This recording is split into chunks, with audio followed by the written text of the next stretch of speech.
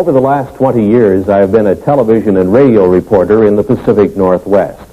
And during that period of time, I have passed along to the public hundreds of news stories from all portions of the world about the UFOs, the unidentified flying objects, the flying saucers. I have seen UFOs, but in all of those news stories, I've detected one missing fact, one incredible, glaring omission. Not one world public agency or scientific group has even offered a partial solution to this most amazing mystery of all time. No public authority has told us who are the overlords of the UFO, and why are they here, right now, at this time. There is no Air Force defending any portion of this planet that can truthfully deny that the following documented incidents did take place and that similar incidents are taking place almost every day somewhere in the world. In the southeastern United States, military aircraft have disappeared, and UFOs have been connected with those disappearances. Near Pascagoula, Mississippi, 2 shipyard workers were taken aboard a UFO and given physical examinations. In 1976, in Kentucky, 3 women were taken aboard a UFO and terrorized while the humanoid crewman of the UFO gave them physical examinations. In Wyoming, in 1975, an oil exploration foreman, while elk hunting, was picked up by a UFO along with the elk and was medically examined and returned to the elk hunting area by the UFO crewman. In Arizona, in 1975, while working in open country, Travis Walton was zapped away for 5 days and kept aboard a UFO. A few weeks previously, near Alamogordo, New Mexico, a member of the U.S. military was examined by the humanoid crewman of a UFO. Rather than reveal that fact, the U.S. military found duty for Staff Sergeant Charles L. Moody in Western Europe. Before the kidnappers of the UFO, humans seem helpless. The largest circulation newspaper in the United States offers a $1 million reward for decisive UFO information. According to UFO contactees, this is what a UFO humanoid crewman looks like. This is the best UFO photograph in the world. The military took it years ago and kept it secret. NASA reveals its UFO policy. NASA astronauts have seen UFOs. You learn for the first time what the Air Force Academy teaches its cadet officers about the reality of the UFO. You learn UFO fact, not science fiction. In a surprise ending, you'll see the answers to this incredible worldwide UFO mystery. The origin of the alien intelligences who are the overlords of the UFO.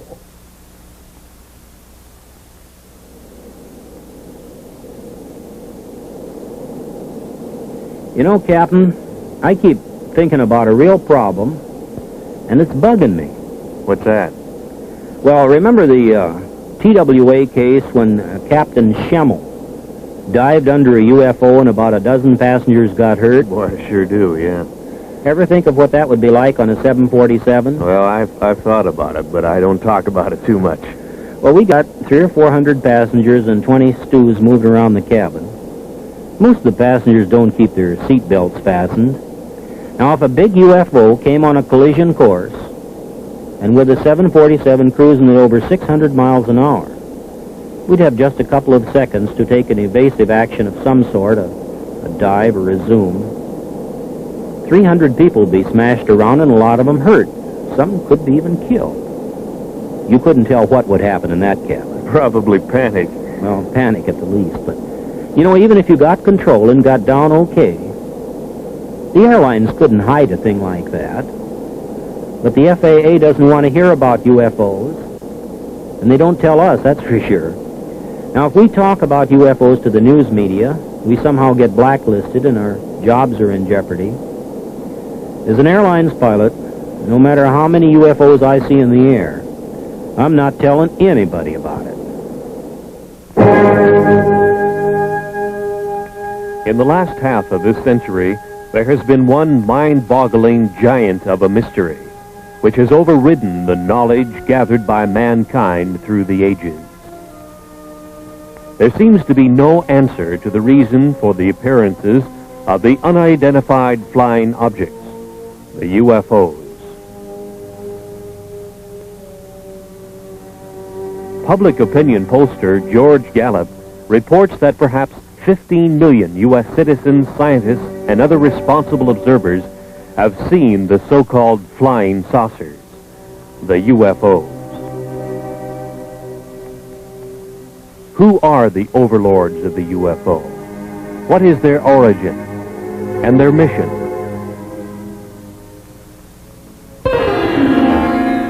On July 31st, 1952, in the Italian Alps north of Milan, engineer Gianpietro Mangusi took these pictures of the landing of a UFO on the rough ice of the Churchill Glacier.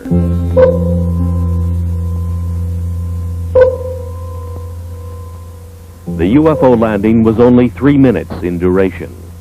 A humanoid in some kind of spacesuit with equipment on his back emerged from the UFO, walked partway around it, and then re-entered, and Mangusi had the pictures to prove it.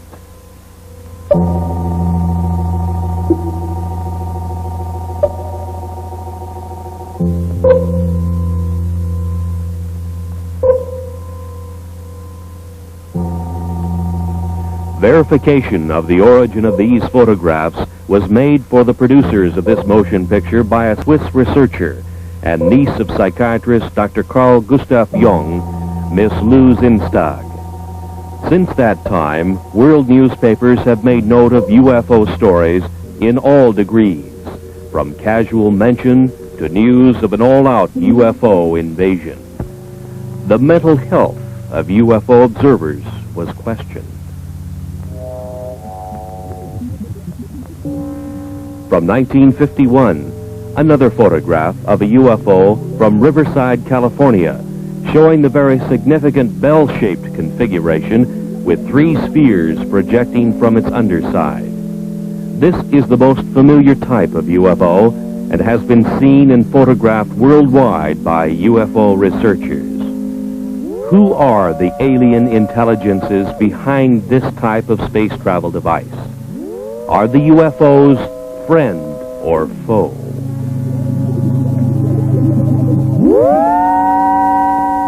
In 1973, another significant UFO picture shows not only the anti-gravity device operational, but also with it is a smaller degravitated sphere under the control of the alien intelligences of the UFO. Who are the overlords of the UFO?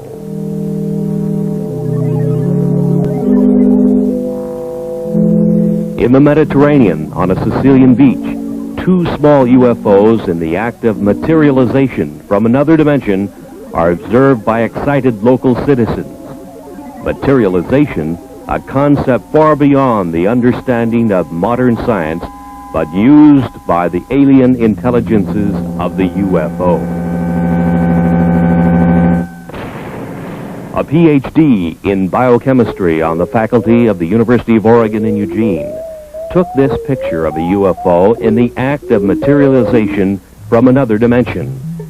3 times during the shutter snap interval, the UFO appeared and disappeared, and here is the evidence. The scientist, fearful of the scorn of his fellows, kept his name secret. He had no desire to investigate one of the most incredible events of the science of the coming 21st century, to which he had been witness and to which he had photographic evidence.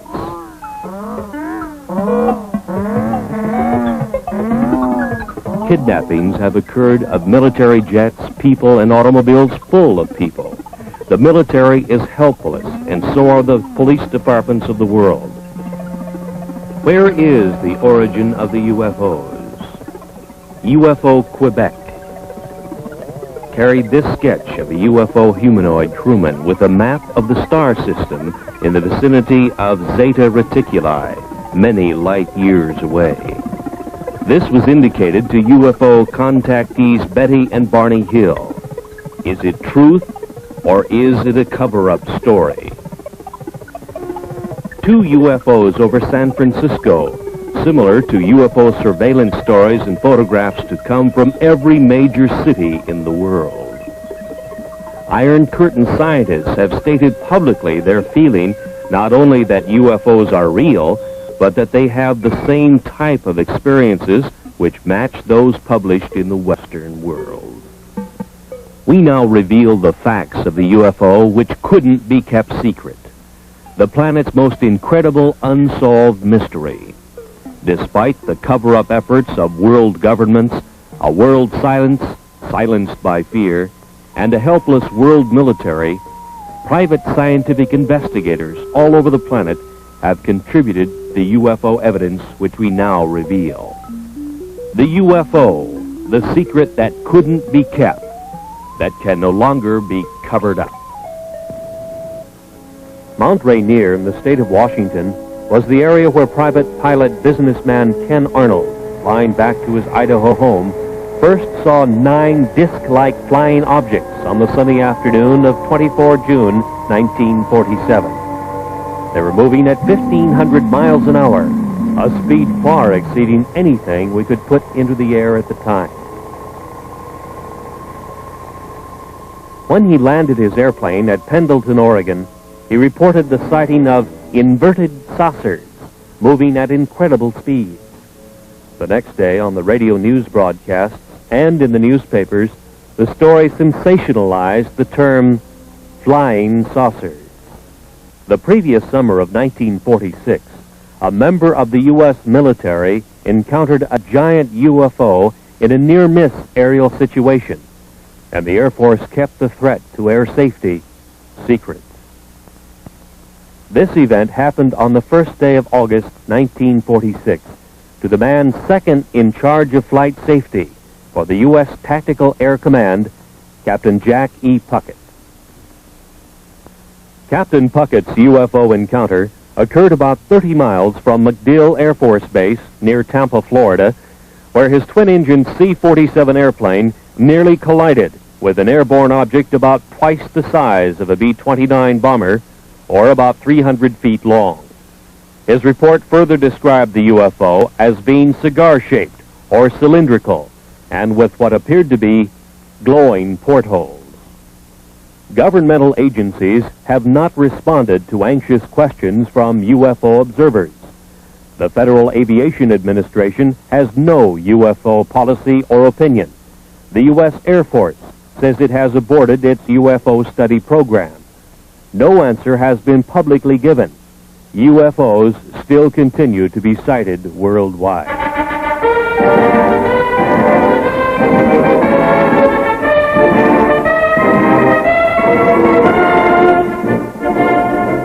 At the U.S. Air Force Academy in Colorado Springs, the cadets in training will become the officers who will police our airspace for the next crucial decade. While in the air, in the most complex airborne machines that our engineering science can design, they will encounter the far more sophisticated UFO, which worldwide research has now shown can disable the most reliable electrical and electronic systems of an airplane. The course of instruction at the U.S. Air Force Academy must contain some reliable information concerning the reality of the UFO.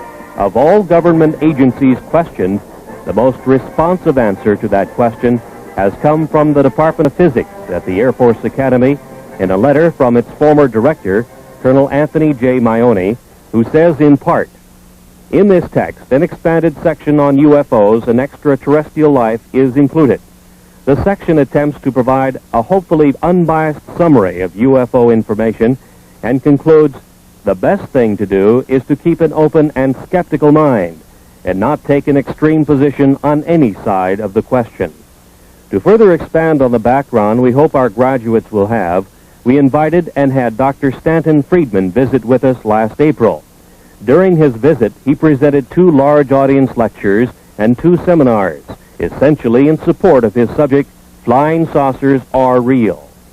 I hope you gather that we do make a continuing and real effort to provide our students with all views of current topics.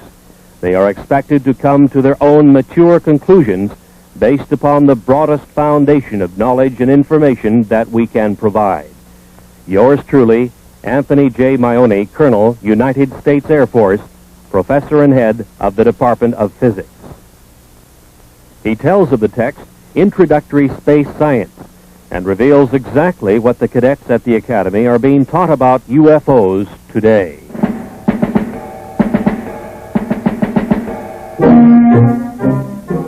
These are the men who will have to make crucial decisions while in the air when they encounter the incredible UFO.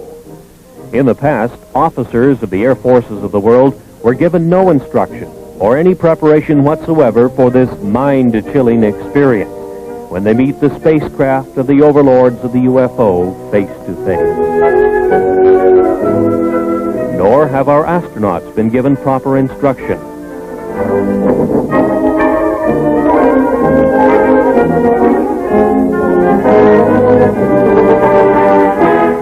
From Introductory Space Science, Volume 2, page 466. We should not deny the possibility of alien control of UFOs on the basis of preconceived notions not established as related to the UFO. Our physics may not apply.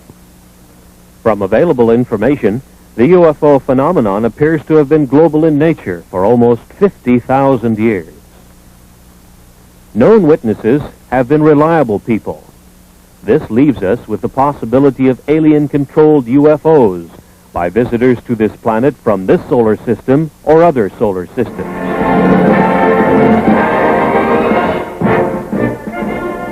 The existence of at least 3 or possibly 4 different groups of aliens, possibly at different stages of development, which implies the existence of intelligent life on the planets in our solar system, or a surprisingly strong interest in Earth by members of other solar systems, the Air Force Academy text admonishes its officers in training to keep an open mind on the baffling subject of unidentified flying objects.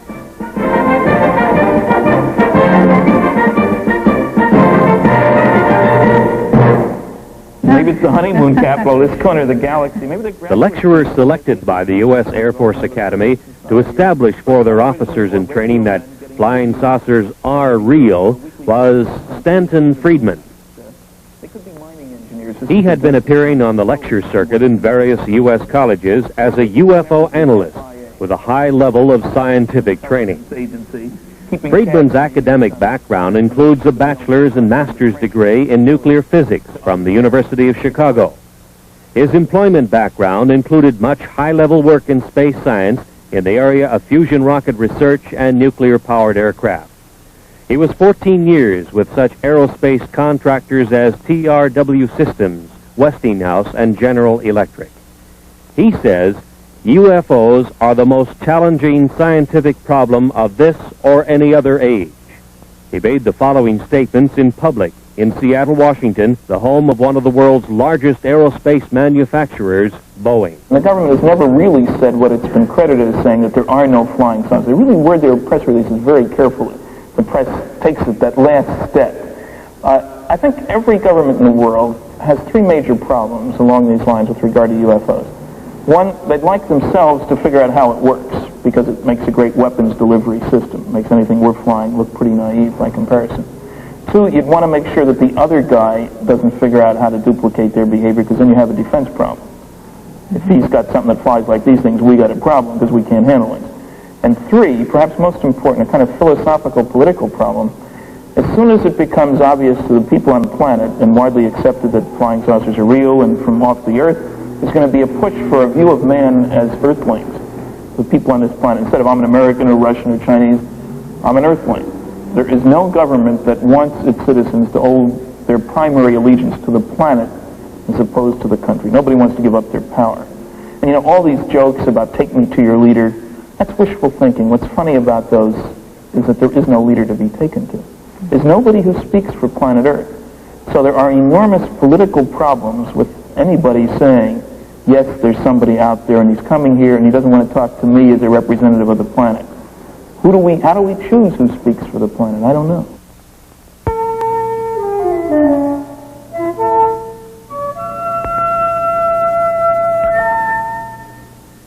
Since the 1950s, it has been easy to point to the millions of suns in space and speculate that somewhere out there is the home of the UFO. That UFOs are spacecraft from some other Earth, orbiting some other sun, just like ours. From a visible sun in the visible universe. Perhaps so, perhaps not. But the UFOs could also be from an invisible dimension, in the invisible portion of the universe, which our science cannot easily detect. Perhaps one or possibly both of these concepts will one day be the explanation of the origin of the UFO. The Air Force Academy text on space science concedes that 2, 3, or even 4 levels of alien intelligences might be involved.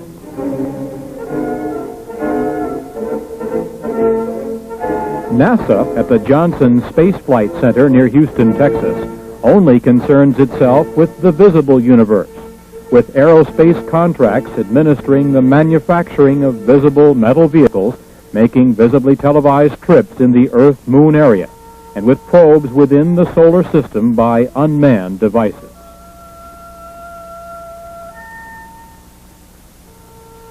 NASA astronauts in their Skylab make a track across the nighttime sky, lit by millions of suns.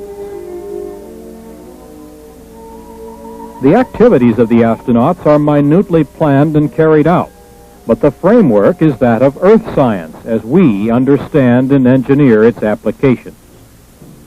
There seems little room for productive scientific speculation, perhaps because of the $38 billion NASA space budget, which is highly criticized in many quarters.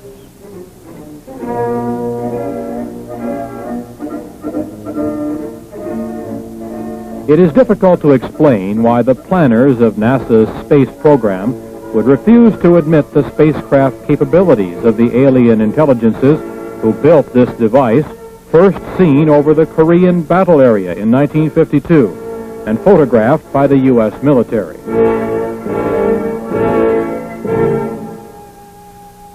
This picture was available to NASA. Obviously, it is not a picture of anything manufactured by humans on this Earth.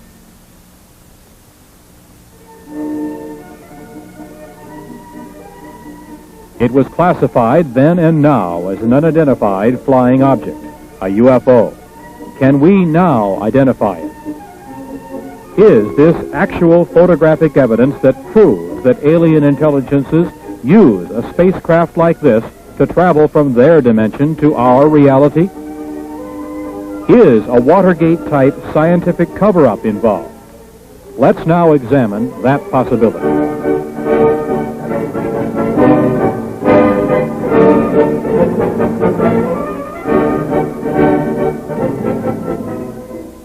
NASA first had warnings of UFOs from the pilots of its own X-15 project. The X-15 is a rocket-powered airplane which is launched high over the desert test area in California. The B-29 bomber is the launch vehicle which takes off, flies to its highest possible altitude, and then launches the little rocket-powered airplane. The test pilot gives it power, and the airplane goes through its maneuvers. Various complex engineering problems are worked out by such testing. And the engineering flight test pilot is one busy man.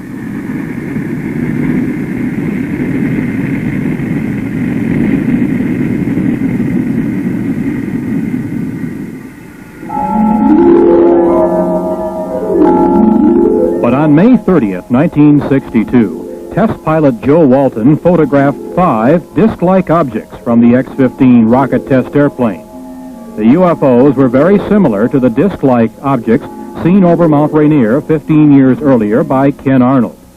NASA made no public mention of what the discs were, their origin, or any scientific speculation whatsoever about this observance of their X-15 project by intelligences of the UFO. On July 17th of that same year, this time at an altitude of about 58 miles, Test pilot Bob White noted that he had UFO company and photographed unexplained objects even closer to his X-15.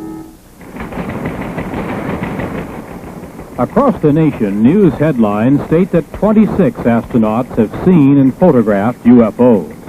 The public is puzzled by NASA's silence on the subject. The producers of this motion picture were answered on 2 occasions by high public affairs administrators of NASA, who stated, "It's not in our charter to investigate the UFO."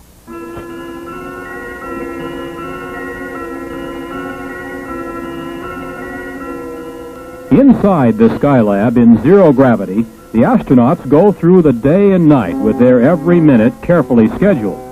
The scientific experiments are in almost every instance planned, not to open new areas of the unknown in cosmic science, but to reinforce the ideas we already hold regarding the reality of the universe. Planners have left no time or leeway in which the UFO can be postulated, thought about, or examined. Certainly, few startling public announcements have been made of any new discoveries during space missions.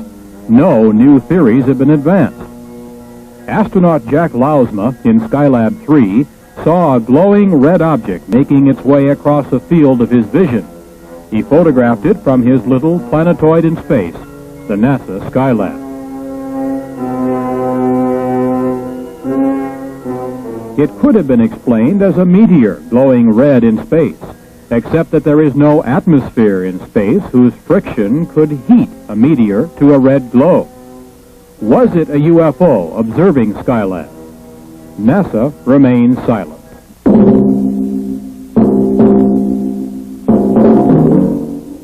Complex instrument packages such as Explorer 10 vanish in space. Launched on the 25th of March, 1961, it disappeared, although its life expectancy was over 100 years. Perhaps some alien intelligence is examining this complex NASA space device. NORAD cannot find it, and it is not transmitting. It just disappeared.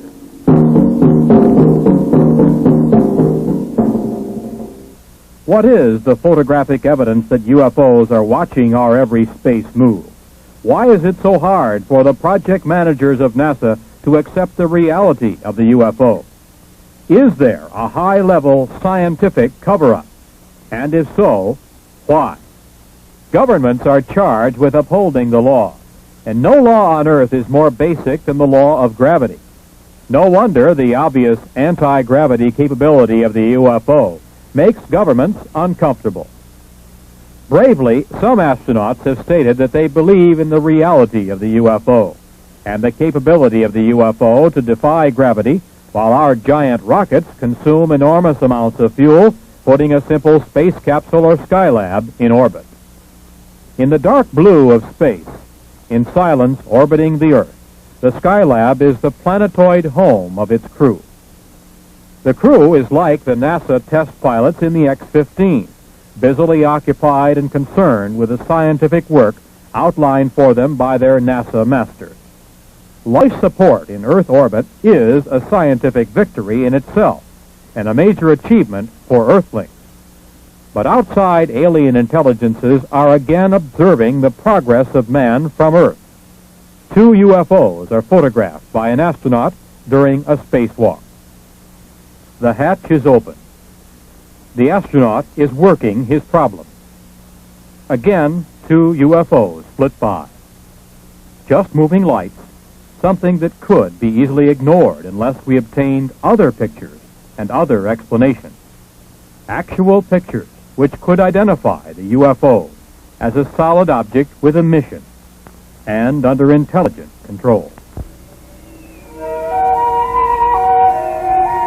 One of the most remarkable instances of UFO photography took place in 1968, here above the Boeing Space Laboratory, south of Renton, Washington. Several photographs were taken of a UFO by then 14-year-old Scott Silty. It showed its anti-gravity capabilities as it hovered over the center in 2 locations. His efforts produced probably the only detailed shots of a UFO materializing to show configuration and portholes. His junior high school instructor, Jim Holm, was given the negatives to develop.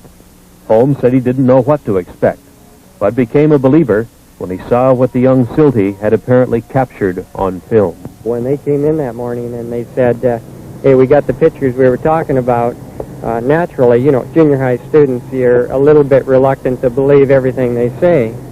But then, you know, as things proceeded, what happened was I developed the pictures, and we know the results now.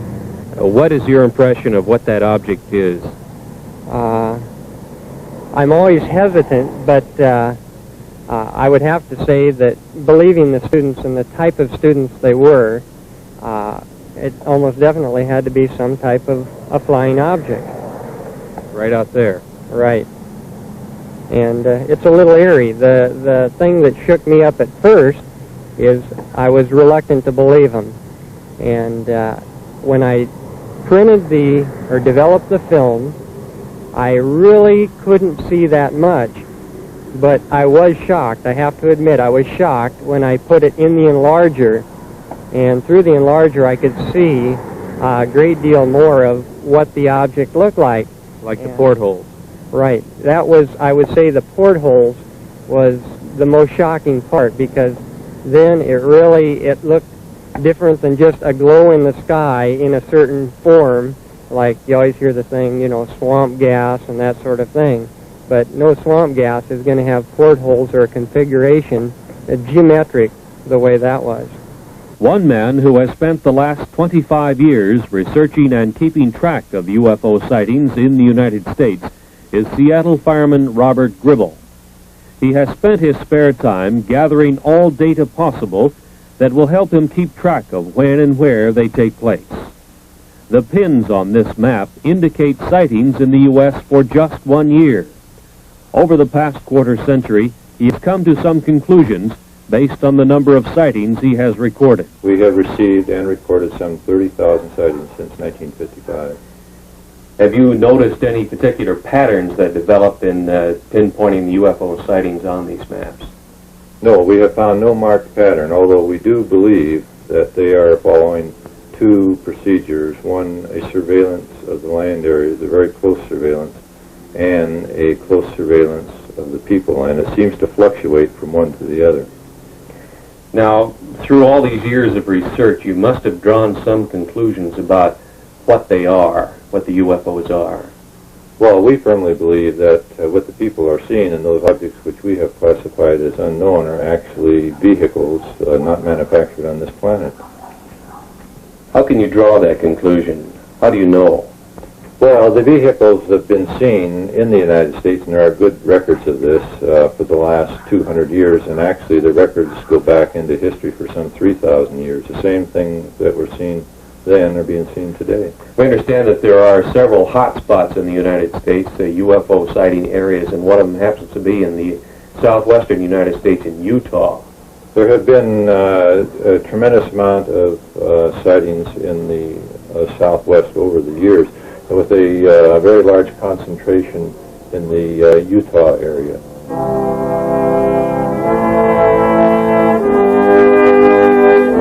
The Canadian UFO Report was one of the initial UFO publications to headline the story of the possibility that much of the early Mormon history tells of a contact with an alien intelligence, the angel Moroni. It opens the possibility that the founder of Mormonism, their prophet Joseph Smith, may have been one of the greatest of UFO contactees.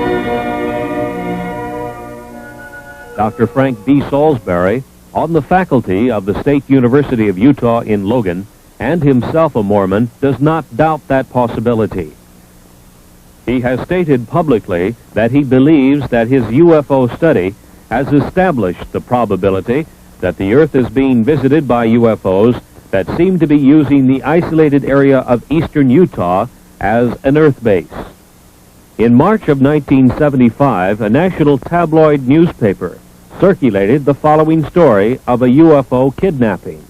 The producers of this motion picture interviewed Carl Higdon, who furnished the artist's conception of the android crewman from the UFO who kidnapped him and took him aboard the UFO to elsewhere. Higdon was given a physical examination in a tower by a huge TV-like eye, rejected, and was returned to the elk hunting area in Wyoming, where he was picked up. While on his 8-hour UFO trip, he encountered a teenage boy, 2 young girls, and a man in his 60s, also guests of the UFO intelligences. Upon his return, he suffered radiation symptoms with itching skin and burning eyes.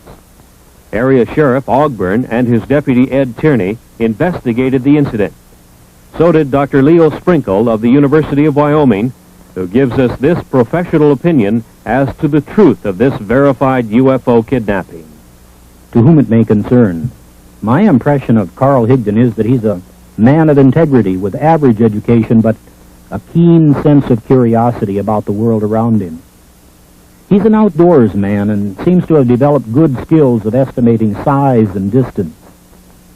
Although the sighting of a single UFO witness often is difficult to evaluate, the indirect evidence supports the tentative conclusion that Carl Higdon is reporting sincerely the events that he experienced. Hopefully, further statements from other persons can be obtained to support the basic statement. Respectfully submitted by R. Leo Sprinkle, Ph.D., the University of Wyoming in Laramie.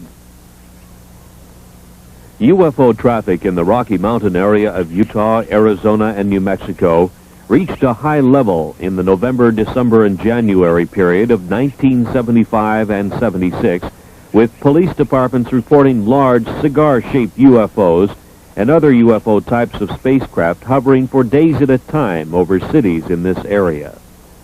5 witnesses working in the open country around Snowflake and Holbrook in northeast Arizona had the most incredible personal UFO experience story to tell and passed lie detector tests in their telling of it before police and psychiatrist witnesses. 22-year-old Travis Walton suddenly disappeared one morning as the group was working in the open country. Dwayne Smith, Kenneth Peterson, Alan Dalis, Mike Rogers, and John Golette were involved in the significant UFO kidnapping incident in which a greenish blue light originating from a UFO overhead zapped Travis Walton into an invisible dimension from which he returned 5 days later. His brother tells of the incident. He spent 5 days on a UFO, he thinks. Now, there is some small time loss in there. But for all intent and purposes, he spent 5 days on there. He did come in contact with some beings that are human-like, but they weren't human. And he had quite an experience. He said he doesn't remember anything about a blue light in the first encounter last Wednesday. The blue light that they saw, he said, at that instant, felt like he got hit in the forehead with a baseball bat, and it knocked him out. And he woke up. He was aboard one of the craft. And they never spoke to him. They led him around by the hand. They wouldn't talk to him. They showed him this and that. And when they let him off, he woke up. Did he say they were friendly creatures? Smiled all the time, friendly, never harmed him. They were just as nice as they could be. But there was a total lack of communication, either verbal or mental. And he said that's what made him so upset, that he couldn't speak with them. That's what he was very, very disgusted about that, nervous and just plain disgust, the chance of a lifetime, and they wouldn't cooperate. Obviously, Dwayne, you know your own brother probably better than anybody else. Do you believe the story? I've never seen him play a practical joke in his adult life. A psychiatrist tells of his examination of Travis. Our conclusion, which is absolute, is that this young man is not lying. There's no collusion involved, no attempted hoax or collusion with the family or anyone else. There's a rumor around that there's contracts. There are no such contracts. No motivation for a lie. Any possibility of lying or hoax as you see it? None whatsoever. As we have indicated, UFOs can create a tremendous spatial energy flow. One of the most startling examples of that occurred several years ago on Vashon Island, which is located in the Pacific Northwest in Puget Sound, not far from Seattle, Washington.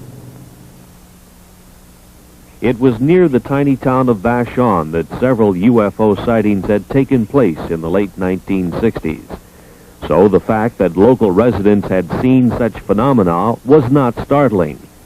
But the fact surrounding one of the incidents was unusual, to say the least. So it was out in that area? On the night of the 19th of February, 1968, Detective Lieutenant Terry Ullman was dispatched to an old gravel pit area west of town. Some young people had seen a UFO, and the King County Sheriff's Office was sent to investigate. The temperature was 50 degrees. Ullman tells of what he saw. Well, there was a lot of ice. It really had no reason to actually be there. It wasn't that cold out. And did it have a certain consistency or something unusual about it? Well, it was 1.5 inches thick and was rather milky and bubble. Mm-hmm. And what was the impression that you had, or why did you have the impression that it was some strange phenomenon that created this? Well, I can't be sure about that, except it was entirely too warm out to have ice like that. One of the other officers had responded to a UFO call at that same location the night before. The UFO energy flow had apparently left a solid sheet of ice as it supercooled the area below the UFO as it took off. At the freezing temperature of 32 degrees, it would take some 113 hours to freeze the pond 50 feet in diameter with a sheet of ice 2 inches thick, and the weather had not been that cold. The UFO did it. Because of official concealment, denials, and just plain ordinary bureaucratic cover-up during the 1950s and 60s, many cases of UFOs establishing themselves as a menace to commercial airlines' safety of flight had been concealed. One night, 10 of 85 passengers aboard an American Airlines commercial flight were injured when their pilot, Captain Ed Bachner, took evasive action to avoid a UFO encounter. It happened to flight number 966 on the night of 17 July 1957 on a flight from El Paso to Dallas, just 50 miles east of El Paso over Salt Flats, Texas.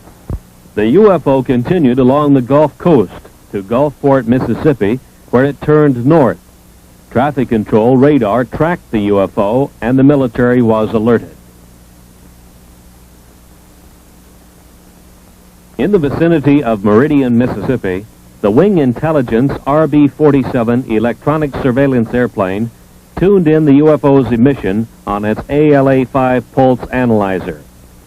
As it moved west toward Dallas, Texas, the pulse train of the UFO was analyzed as having a 3,000 megacycle envelope, a duration of 2 millionths of a second, and a repetition rate of 600 times a second.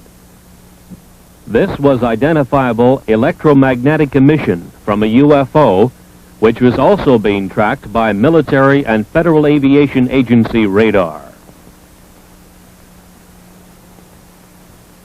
The UFO circled Dallas and Fort Worth, Texas, and headed north to Oklahoma City, and continued its track north, followed by the Wing Intelligence electronic surveillance aircraft.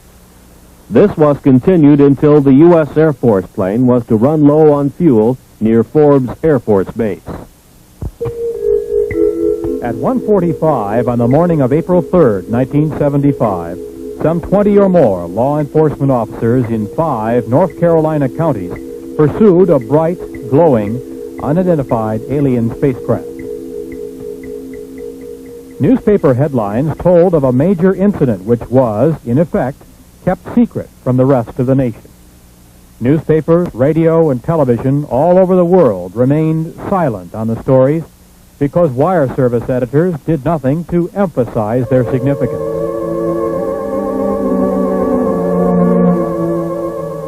From police descriptions, the artist has been able to draw the lighted V-shaped UFO which appeared.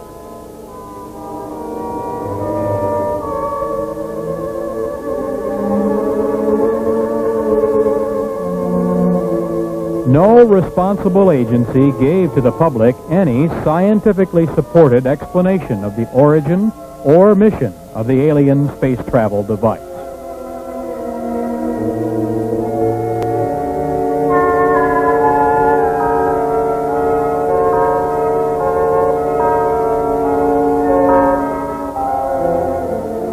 The story was much the same 2.5 years earlier in Pascagoula, Mississippi.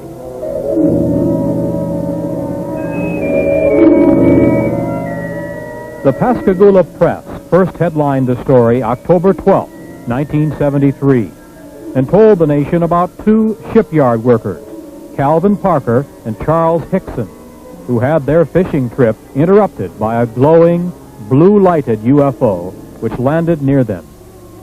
Two humanoids took them aboard for a physical examination, placing them under a large TV-like eye.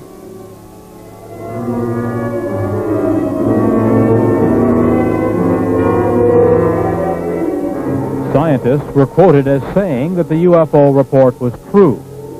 NASA was supposed to probe, but didn't. Federal agencies were asked to investigate, but didn't.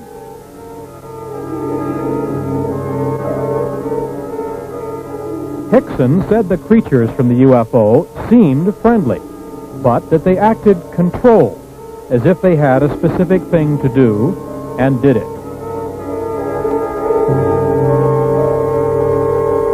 They were about 5 feet high, pale and ghost-like, with crab-like hands and rounded feet. As Hickson and Parker were taken aboard, they suddenly began to float on air, became weightless, and totally helpless.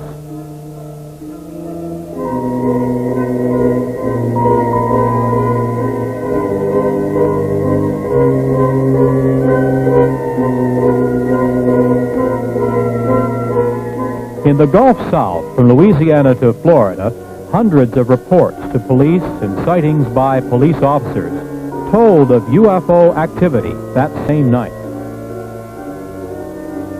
No government agency concerned itself with this UFO kidnapping publicly. Luckily, Hickson and Parker were returned. But what of the kidnapped victims of the UFO intelligences who are not returned? Are the UFOs friend or foe? Or are they conducting a project in which humans become nothing more than guinea pigs?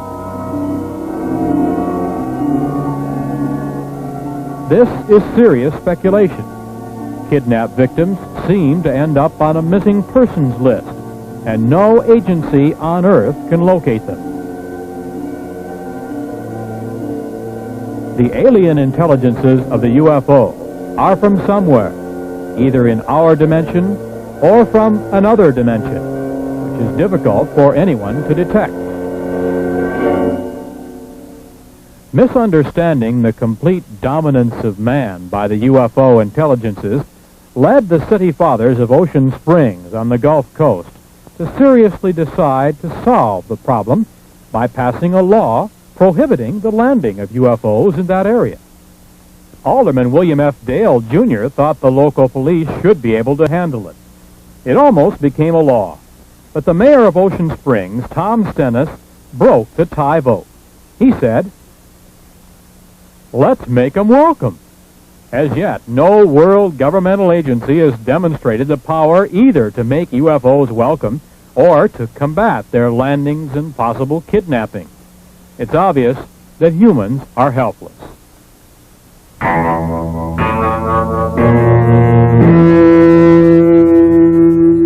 Since 1966, the very competent scientific analysts of the British publication The Flying Saucer Review have been assembling all available information about alien intelligences who have made repeated UFO landings in the high Pyrenees Mountains between France and Spain.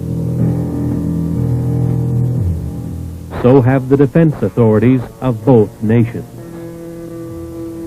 The UMO intelligences claim they come from what we know as Star System Wolf 424, some 14.6 light years from Earth, 90 trillion miles. Near their home planet, their UFO space travel device enters a black hole in space.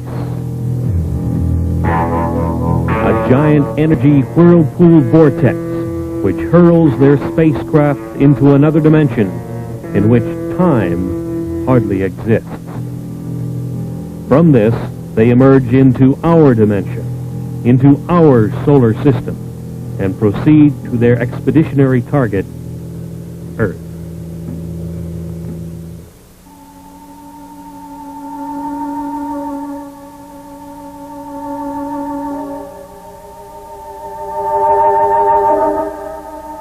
Later, the UMOs were to tell the European investigators that the universe was at least a 10-dimension unity.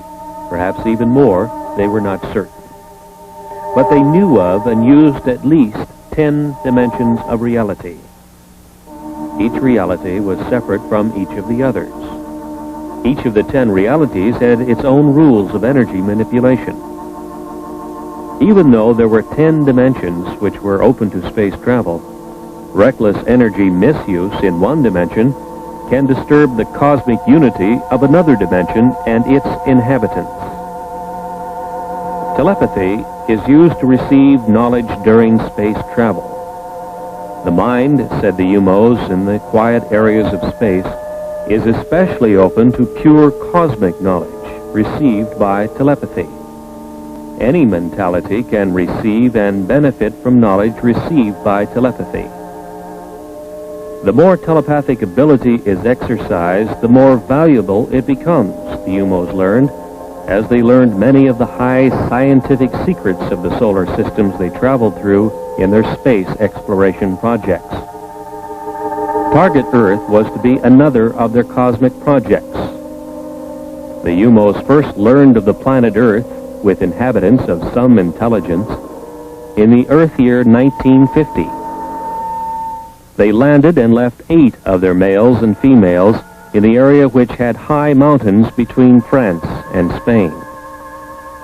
Since that time, they have studied the new planet and the method of mental understanding used by its inhabitants.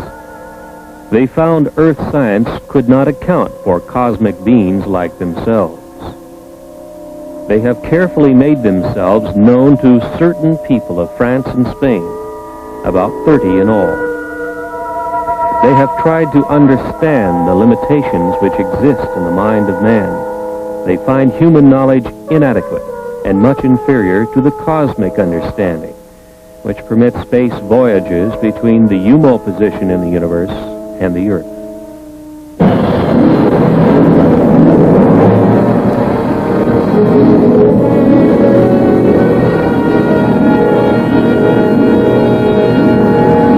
At 800,000 miles, Jupiter looks to the Earth-developed eye like this. To the UMO, perhaps different. Jupiter's moon, Ganymede, is some 8,000 miles away and moves in its orbit. Its diameter, 3,000 miles. The UMO intelligences took a heat measurement of the Jupiter hotspot.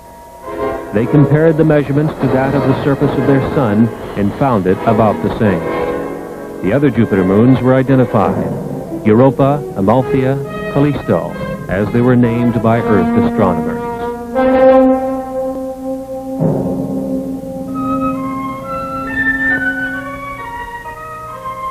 The spacecraft continued to the next solar system checkpoint, also at the same time slowing its rate of travel.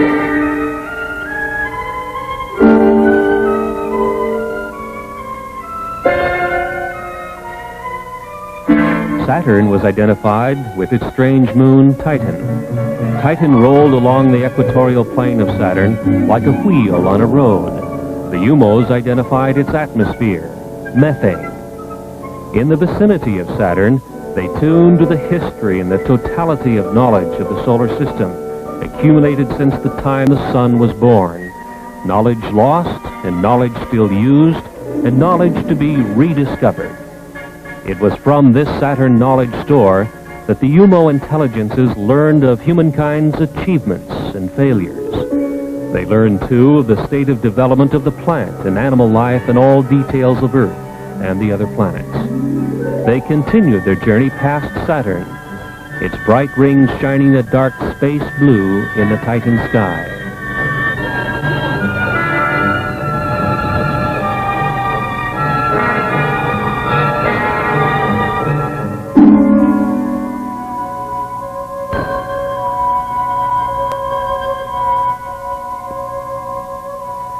The cosmic voyage continued to Mars. A close look at Mars revealed snow at the base of its mountains of Mitchell. On Mars, with its thin atmosphere and low water vapor content, the snow behaves differently than on mountain peaks on Earth.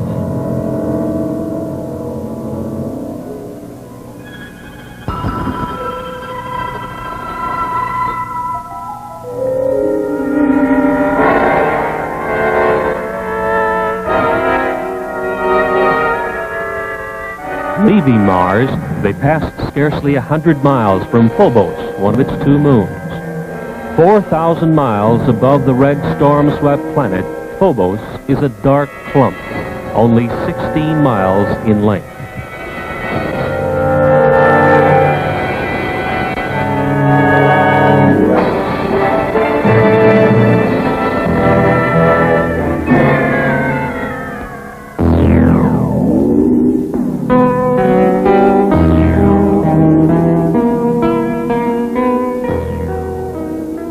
The final checkpoint of the cosmic voyage brought a strange and beautiful sight.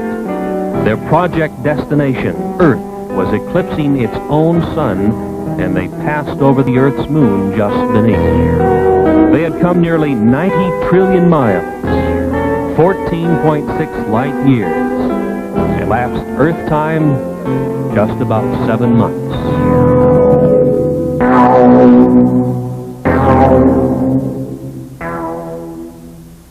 Came now the moment to synchronize the UFO's space travel time with the time of the expedition's target, Earth.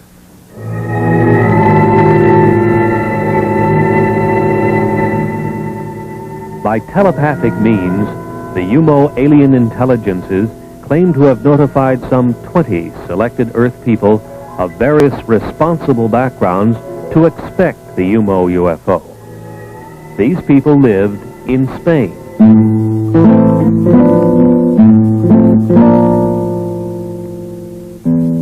The British Flying Saucer Review headlined an attempt by the Spanish Air Force to intercept the UMO UFO.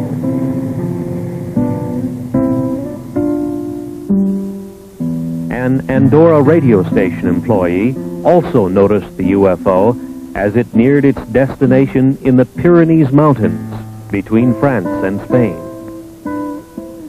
The UMO spacecraft, after its cosmic voyage, became visible over the Pyrenees Mountains, and the IH superimposed marking, unlike any alphabetical symbol on Earth, was photographed.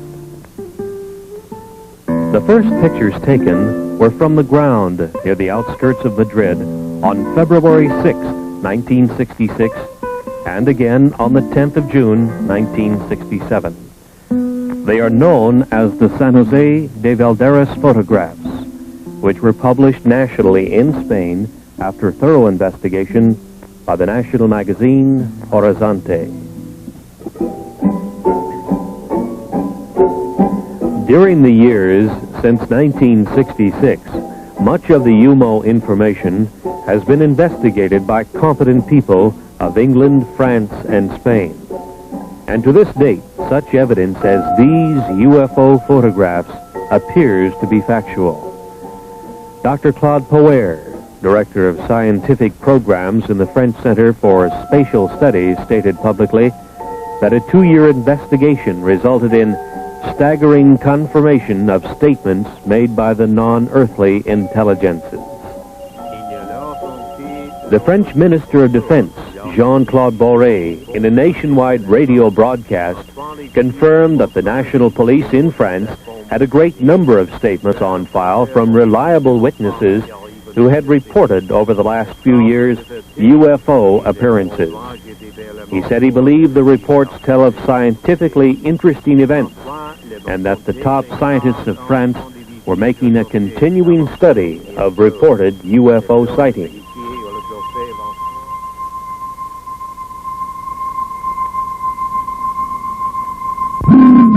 From those files comes this photograph of a UFO taken at night as it was tracked across France. This is known as the Valençol UFO. The device is emitting brilliantly colored radiation and seems solid. If so, it is obviously capable of defying gravity. The French defense minister says that this type of appearance is being studied seriously by French science. Not so in the United States, where even the anti-gravity capability of the UFO is being ignored by official science.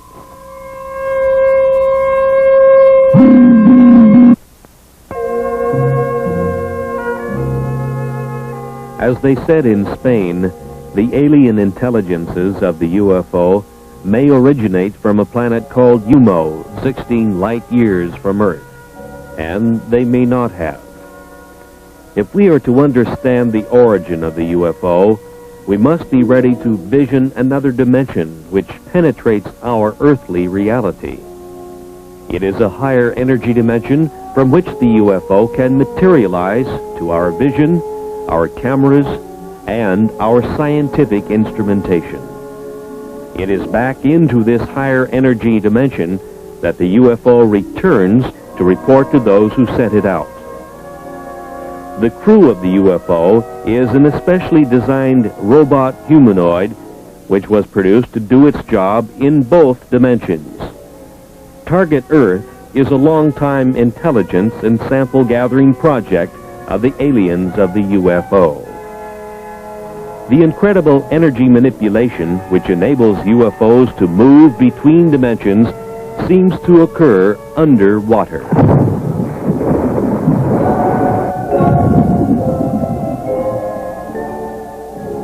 The Puerto Rican Deep, which extends 30,000 feet under the sea, is one such area.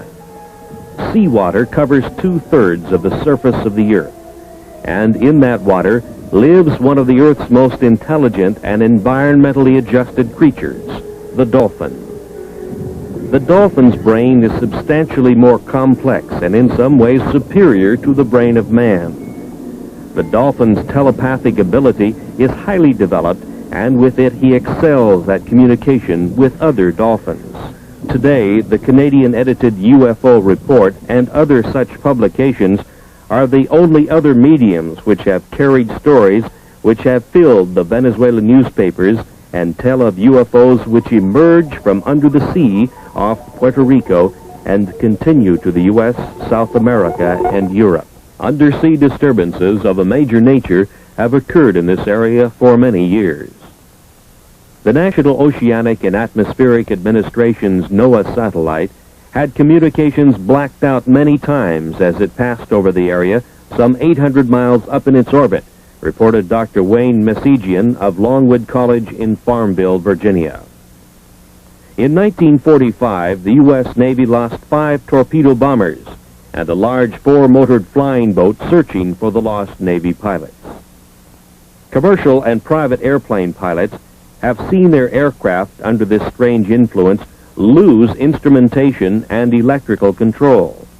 Airlines issue denials and pilots are afraid to talk in public because of fear for their jobs.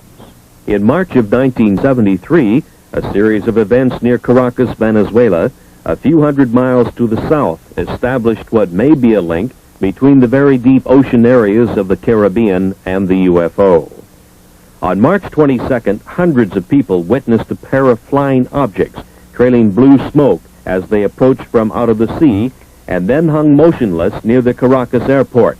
Then, with a shrieking sound and a burst of orange flame, separated and vanished, one to the east and one to the west. For the next 9 days, UFOs rose out of the sea, hung in the air, remained motionless, and in various manners cavorted over the metropolitan city of Caracas, Venezuela. The Caracas newspaper, Ultimas Noticias, carried the UFO stories and reached the conclusion that thousands of its readers are now convinced that by evidence of their own eyes, UFOs have an undersea base in the Caribbean. UFO traffic into and out of the sea was seen by hundreds of witnesses. Other water areas have also been the site of UFO traffic. Teleportation occurs in the vicinity of a UFO.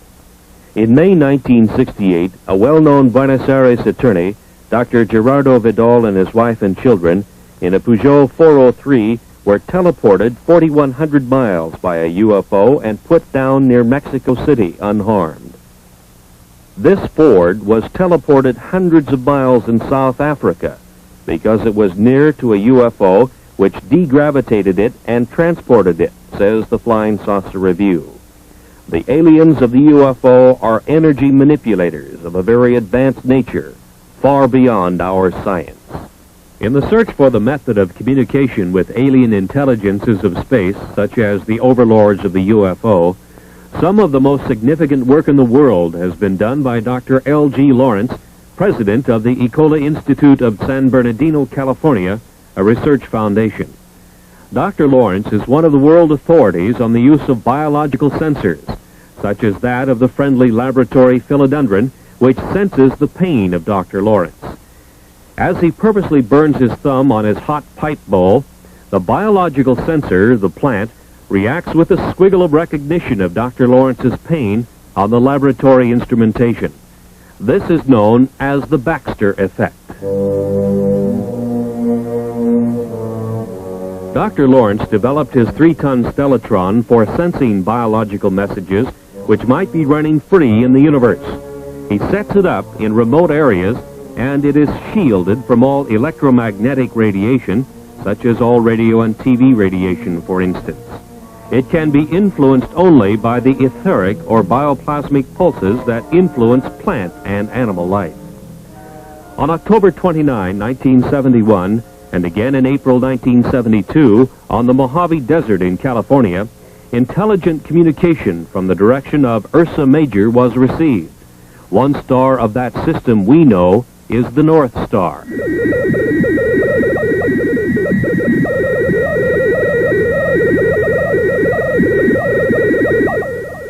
The intelligent character of the overall pulse train is implied by the discrete spacing patterns and the repetition of recognizable patterns. Again, for the first time in public, you now hear the modulated signals, a message as yet undeciphered, which originate in outer space. This has been brought to you by special permission of Dr. Lawrence, and it is a scientific first.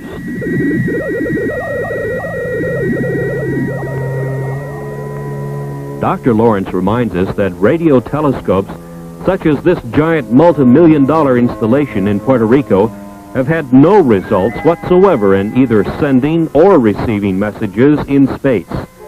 Radio telescopes seem useless in receiving cosmic messages, probably because they are looking and listening to the wrong possible sources. He recommends biological sensors instead. His low-cost equipment has resulted in a tape recording of interstellar communication, and it is on file with the Smithsonian Institution in Washington, D.C. There is perhaps no more convincing witness to the UFO than the world-famous Israeli psychic Uri Geller, whose mind-boggling extrasensory powers have baffled millions of people all over the world. Geller believes that his powers are not unique to him, but are instead proof that energies exist in many different ways than those now known to science. Later, we will see Geller demonstrate his bioenergy powers before a live audience. Geller leaves little doubt about his feelings on the subject of UFO. Let me tell you, I've never seen an extraterrestrial being in my life. I wish I will, and I know I will one day. You know, maybe they're even around us and we don't even know. Maybe they look like people. But I have seen UFOs. But other people, I'm sure if I'll ask who saw UFO here, some of you will raise your hands up because they exist. I shot pictures. As a matter of fact, I had a fight with my publisher because I wanted to publish the picture of the UFOs that I took in the book, and he said no because it cannot be, it will be against your credibility, and I did it in the end because I'm not going to back away from the truth. I once seen, 1 minute, I once drove in the Sinai Desert. Do we have another minute? Yeah, go ahead. I once drove in the Sinai Desert, and believe me, with a high colonel and his driver, me and a doctor, and suddenly, in mid-air, in Sinai Desert, it's clear, it was 5 o'clock in the afternoon, we saw this huge object that looked like a cigar shape hanging in mid-air. And let me tell you, it was as big as 3 New York blocks, and it was dark. It didn't look like a flying saucer. It looked like a cigar shape. And I was shocked. And immediately, I get goosebumps when I talk about it. I told the driver, please, look what, and the colonel, and you know what? They didn't see it. And they said, what are you looking at? I said, my God, can't you see that thing in the sky? They couldn't see it. So I think sometimes, what is really going on? Is it really implanted in my mind? Is it really not out there and only, or is it there and only the people who believe in it can see it? I don't know. There are questions that I can't answer myself. Some call him a magician. Others call him a sorcerer. Some even call him a messiah. But whatever they call him, the world has never seen anyone quite like Uri Geller. So when Geller recently toured the United States, it was no wonder the crowds turned out to greet him, to witness his powers, and to line up for autographs on the cover of his new book. They stood in line because they had just witnessed an extraordinary sight. Hundreds brought with them broken watches and clocks, many of which hadn't run for years. Then they sat back and watched the bioenergy of Uri Geller go to work. You can see that the second hand, can the camera show the second hand? That'd be a tough shot, I think. I don't know how to show it, that it's not working, but tell me to... Well, whatever, it's not digging. He is working with, I've got a whole huge handful. How many there? Maybe 10. I don't know. Let's go. This is what I want you all to do now, and I know it looks silly. I'm going to shout 1, 2, 3, and all of us are going to shout work. I mean, we're really loud and really talk to these watches because that's the way it works. 1, 2, 3, work! Listen a little louder. It's your watches, you know. We may have blown out the transmitter, I think. One more time. 1, 2, 3, work! Hold it for me for a second. Okay. Now what I do is I sort of finally put an energy into it, and I say work, and I just talk to these watches. His left hand over I'm sure most of them will. And just clenching his fist. He's clenching his fist over and over, just above the watches. It's working. This is working. It is. Okay, here's a watch that's working. Another one is working. Hand them to me and I'll try and identify the watch. It's a very ornate This is also working. Jewelry bracelet watch is working. The second hand is sweeping along on this. It's working. It's working. Here's another one. Working. This is a Timex. Here's a Photo watch. Goodbye. Now wait a minute. Then, while hundreds watched and thousands more listened on radio station KVI, the city of Seattle witnessed the power of biological energy in an even more convincing form. This is what I want you to do. I'm holding these keys in my hand very, very gently, and what I want you to do, Ken, is put your hands on these keys, cover them, and start with, cover these ones. No, not very, very gently like that, and the other one. Now, this is what I do. The little boy that's helping Uri has his hands covering the keys that are in the palms of Uri's hands. And by the way, these keys are not mine, and I'm concentrating now, and I want something to happen. If you feel anything in any hand, tell me. If you feel any tingling sensation or heat or...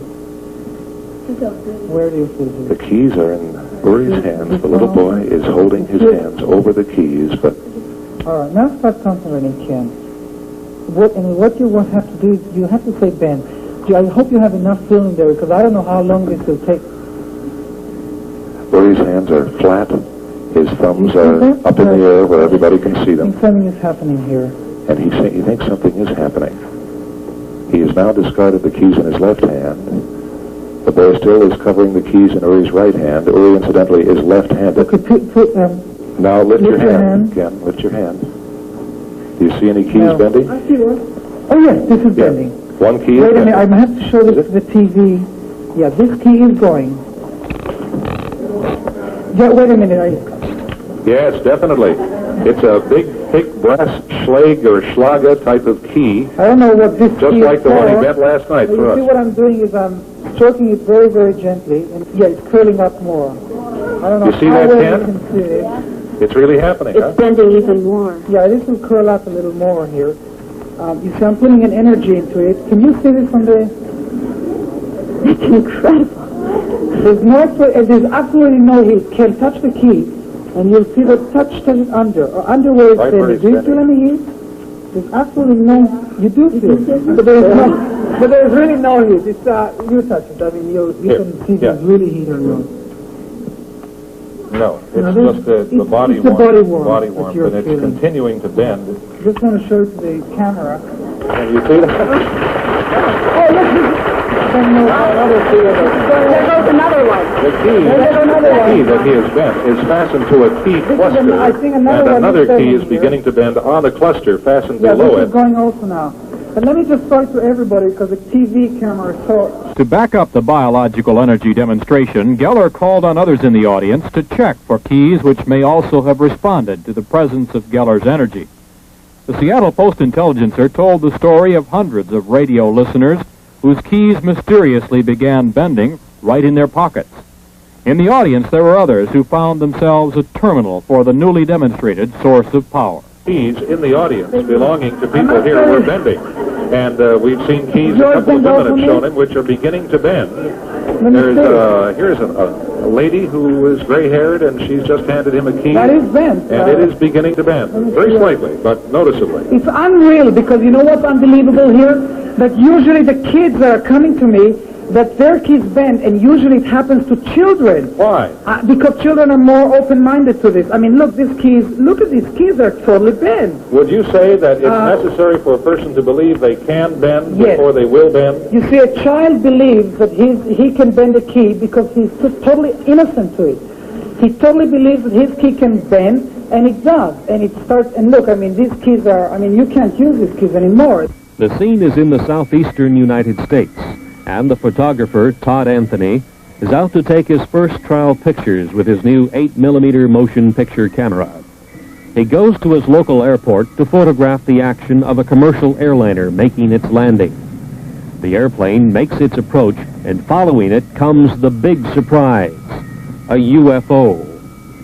The UFO, exhibiting anti-gravity capabilities, follows the airliner right down to the surface of the Earth to its landing.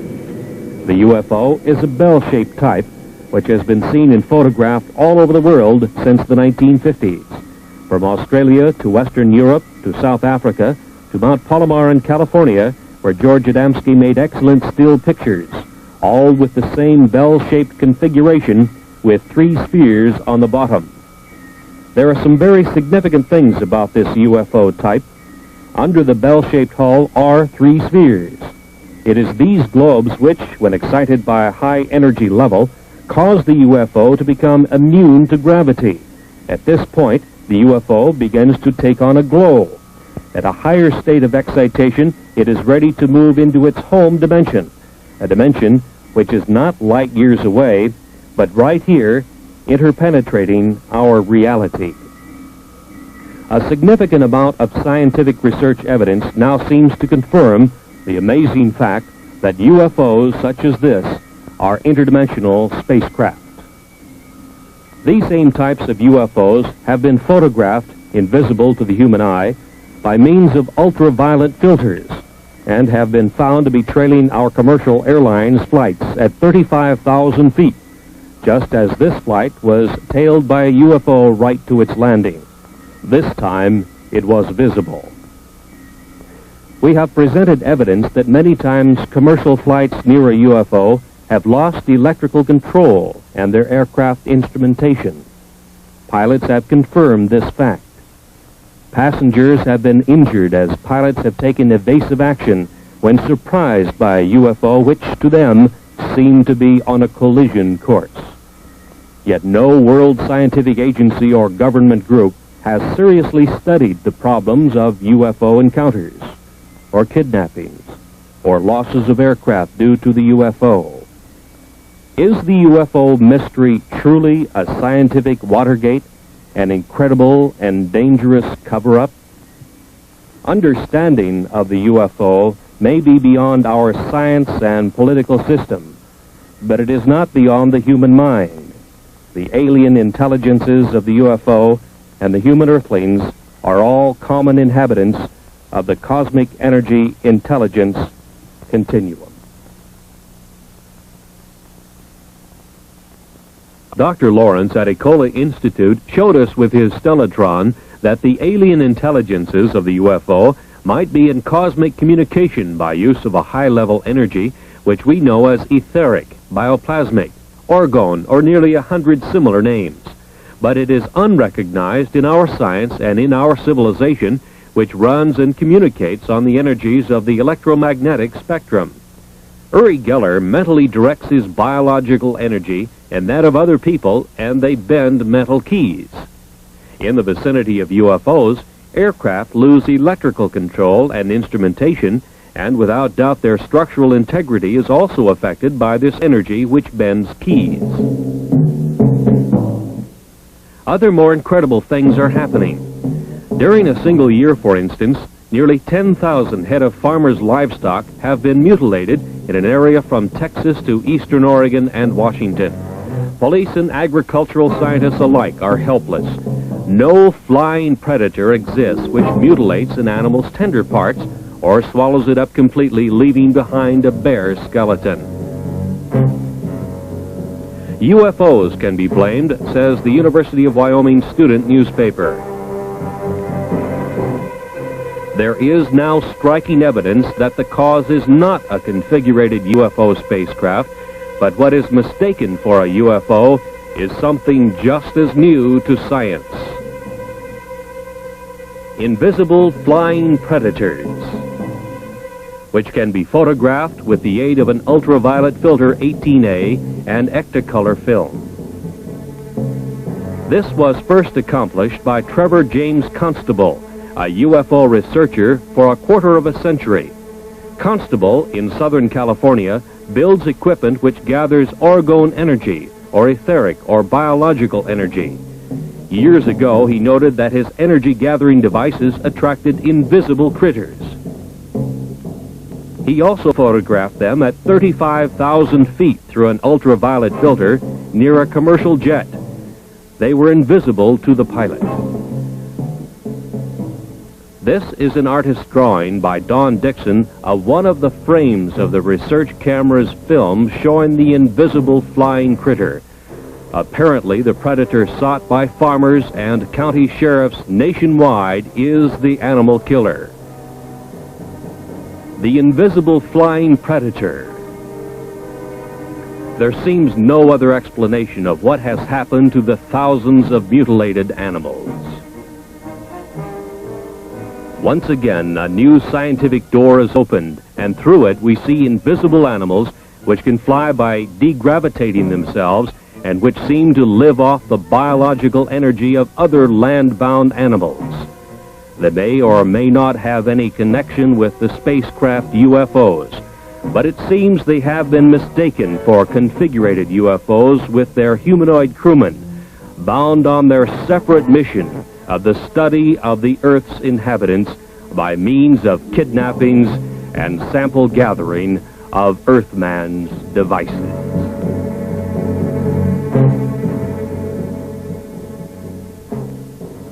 In the U.S., it is at Federal Aviation Administration flight centers that air traffic controllers are trained to handle the routing of aircraft in the nation's air lanes, so as to keep constant eyes on the safety of flight procedures. But what about the UFO? What about near misses where UFOs and passenger airplanes were involved? These near misses have occurred, and when the pilot takes evasive action, passengers have been injured. This we know to be fact. UFOs are conveniently ignored by all. This is the FAA interpretation. Air traffic controllers are just that, not UFO traffic controllers. UFOs are ignored in the FAA procedures, even though it can now be proven that not only have near misses occurred, but that aircraft have been lost in the powerful energy fields of the UFO. The UFO problem has not as yet been permitted to be properly studied. Truly, is this expensive and complex world air traffic control system really adequate? The evidence now indicates that not only the military, but also the civil bureaus of world governments have been engaged in an incredible and deep cover-up of the real menace of the stepped-up UFO invasion of their target, Earth. The police departments of the world are helpless before the kidnappers of the UFO. This, too, we now know to be fact. How is this nonfeasance possible? This is Joe Harrell. He runs the Flight Control Center near Seattle, Washington. His job is to run it and train air traffic controllers. What we wish to point out now by a question is how extremely expensive governmental bureaucracy is able to ignore an obvious peril to world citizens by simply non-admission of the existence of this mind-boggling problem. To my knowledge, UFOs are not included in any of the training programs. We would, of course, provide instructions to our supervisors on how to handle reports of UFOs, but it is not included in the training of a controller. So I suppose the only way in which it would be included would be and I assume you admonish these people to be aware of any unusual circumstance. That's right, and make the pilots aware of what they're aware of, and to this extent it would be included. But as for specific procedures, no. After $60-odd billion spent for manned spaceflight by NASA, it has been determined that man is truly confined to this Earth. The incredible secret concealed from the tax-paying public by both NASA and its congressional masters is that man cannot participate in long space expeditions. NASA has scientifically verified and kept very quiet the fact that the unstoppable cosmic rays to which every astronaut has been exposed destroys brain cells at the rate of 1% every 4 months. Since the neurons of the adult human brain do not reproduce, a space expedition represents irreparable brain damage and would reduce the crew to idiots in even the 8 years it would take to go to the nearest sun and return. NASA claims that the 13% loss of neurons would equal the brain damage sustained by an alcoholic, but NASA does not allow for increased intensity of cosmic ray bombardment as the astronaut moves in space. NASA must now admit that man cannot travel far in space because of significant brain damage which he will undergo. The main building of a graduate university of advanced study in Switzerland near Basel is Das Goetheanum, acclaimed by architectural students and professional architects as being a space shape of striking originality. Das Goetheanum was founded in the early 1900s by Dr. Rudolf Steiner, whose philosophy of science deals with the influence of alien cosmic intelligences on the human mind. Dr. Steiner was a highly trained scientist and clairvoyant who could see to a higher etheric energy dimension. He could see a view of cosmic reality which is denied to normal human vision. In some 6,000 lectures attended by the best minds of Europe, he made his observations known to those who would profit from this higher knowledge. This information is now available. Knowledge, the key to the secrets of the universe. Man's pursuit of the mystery surrounding the UFO and the Etherians continues. And although many books have been written about the subject, the best available information is speculation. So what we have offered you is the best available speculation. 2 questions. First, who are the Etherians? Notwithstanding their similarity to man, the Etherians' body is different from man's. They live in their own dimension, so we see only their servants, the humanoids. The Etherian overlords of the UFO have thinking minds, feelings, and emotions like we do. They have a strong sense of will and a strong sense of purpose. And they live in their own dimension, so they can't set foot in our material world, according to Dr. Steiner. Next, why are they here? Why are they interested in Earth humans? Maybe we are doing something here on Earth that is disturbing their world, their dimension. Maybe we are doing something here on Earth that is upsetting the balance of the universe. UFOs have been seen for centuries. Is this recent stepped-up activity over the last 30 years due to some recent disturbances within our dimension? Maybe we have sent giant shock waves throughout the universe, and the Etherians are here on Earth, trying to find out what they can do about this intrusion. One thing could well be the high harmonics of the sonic boom of the supersonic bomber, such as the B-1. An interdimensional space quake could have sent shock waves into their dimension. And of course, atomic devices could be another element that is disturbing beings in other dimensions. But the Etherians seem to be sampling our dimension by human kidnappings and the taking of animals and the taking of sophisticated electronic devices made by our Earthman scientists. The Etherians seem to want to know what we are doing, and we had better know too. Think about what we are doing to ourselves, because it could have a profound effect on beings in other dimensions. And this whole question about UFOs could be a much larger question than devices simply flying around in our airspace. We will meet the Etherians, the overlords of the UFO, when we are worthy.